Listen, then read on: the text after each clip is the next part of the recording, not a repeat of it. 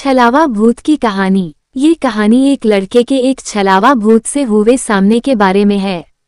एक दिन उसका सामना एक छलावे से हो जाता है।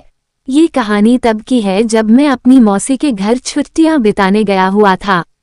उस समय मेरी गर्मी की छुट्टियां चल रही थी।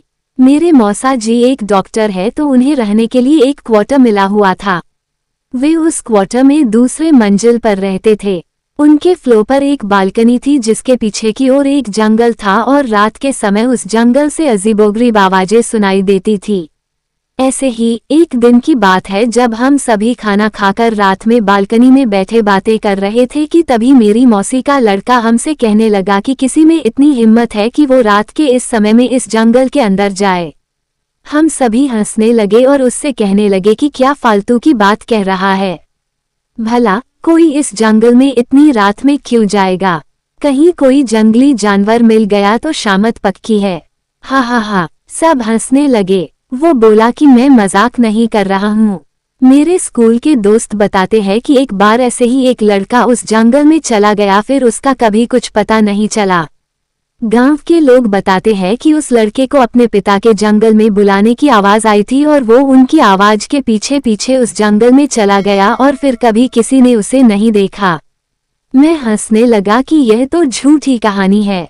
अगर वो लड़का लौटा ही नहीं तो लोगों को किसने बताया कि वो आवाज उसके पिता की थी। वो बोला क्योंकि उसके पिता उससे थोड़ी दूरी पर थे और उन्होंने भी वही आवाज सुनी थी, मतलब उनको बुलाने की। उनकी ही आवाज में कोई उनके बेटे को अपनी ओर पुकार रहा था। जब वे दौड़कर वहां पहुंचे तो उन्होंने देखा कि वहां पर उनका बेटा नहीं था, इसलिए कोई भी उस जंगल की ओर नहीं जाता। मैं अपने मौसेरे भाई की यह कहानी सुनकर हंसने लगा कि वाह क्या बात है, जंगल का भूत जो लोगों को गायब कर दे। हा हा हा। फिर हम सभी उठकर टीवी देखने लगे और थोड़ी देर बाद में उस बालकनी में जाकर थोड़ी फ्रेश हवा खाने लगा। रात का समय में उस जगह अच्छी खासी हवा चल रही थी और मैं उस जंगल की ओर मुंह करके देखने लगा कि आखिर कौन होगा वो। क्या वो सच था कि तभी मैंने अपने मौसेरे भाई को उस जंगल के किनारे खड़े देखा। वो मेरी ओर नजर करके हंस रहा था और मुझसे इशारे में कह रहा था कि तुम भी यहाँ आओ।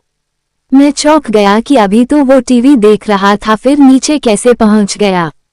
मैंने पीछे मुड़कर देखा, वहां वो नहीं था तो मुझे लगा कि शायद ये नीचे चला गया है और मुझे भी नीचे बुला रहा है। वो अब मुझसे बोला कि अरे देख क्या रहे हो, नीचे आओ, थोड़ा सैर करते हैं। मैंने सोचा चलो थोड़ा घूम ले, तो मैं नीचे जाने के लिए दरवाजे तक गया ही था कि तभी मैंने देखा कि मेरा भाई तो टॉयलेट करके बाहर आया है। ये देखकर मैं सकपका गया, मेरे रोंगटे खड़े हो गए और मैं बस यही सोच रहा था कि अगर ये यहाँ है तो वहाँ नीचे कौन है। मैं उससे बोला कि तुम तो नीचे थे, इस बाथरूम में कब आए। वो बोला कि मैं तो यहीं था, मैं तो बाथरूम गया ही नहीं हूँ, तुम क्या बोल रहे हो। मैं उससे बोला कि मैंने अभी अभी तुम्हें उस जंगल के किनारे देखा था और तुम तो मुझे बुला भी रहे थे। वो बोला मजाक मत करो, तुम्हें क्या लगता है मैं डर जाऊंगा। मुझे पता है कि तुम मुझे डराने का प्रयास कर रहे हो, पर मैं नहीं डरने वाला। इतना कहकर वो टीवी देखने चला गया। मुझे यकीन नहीं हो रहा था कि ये मैंने अभी क्या देखा है। उसी रात में जब सो रहा था तब किसी की मुझे पुकारने की आवाज आ रही थी। वो जो भी था मुझसे कह रहा था कि मैं तुम्हारा कब से इंतजार कर रहा हूँ, तुम तो आए ही नहीं, देखो जल्दी आ जाओ, फिर हम दोनों साथ में इस जंगल के अंदर घूमेंगे। इस बार यह आवाज मेरे भाई जैसी नहीं थी बल्कि किसी ऐसे बूढ़े आदमी की थी जो काफी लंबा होगा और बहुत ज्यादा सिगरेट पीता होगा। रात भर मुझे उसकी आवाजें आने लगी और फिर जब सुबह मैंने सबको ये बात बताई तो सबने मुझसे कहा कि ऐसा होना यहाँ आम बात है, तुम उस ओर ध्यान मत दो और अपना काम करो और भूल कर भी उस जंगल की ओर मत जाना। उसके कुछ दिनों बाद भी मुझे उस जंगल की ओर से आवाजें आती रही, फिर वो आवाजें आना रुक गई।